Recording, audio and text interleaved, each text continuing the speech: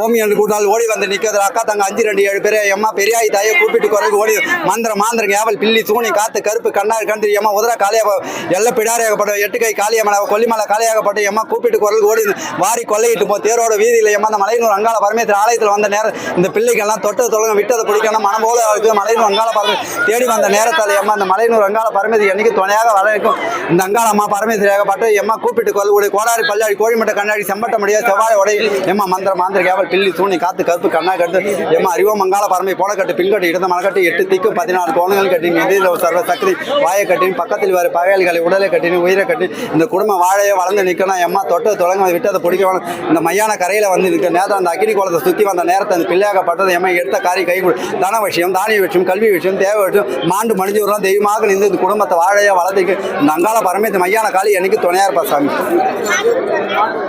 நிறையப்பா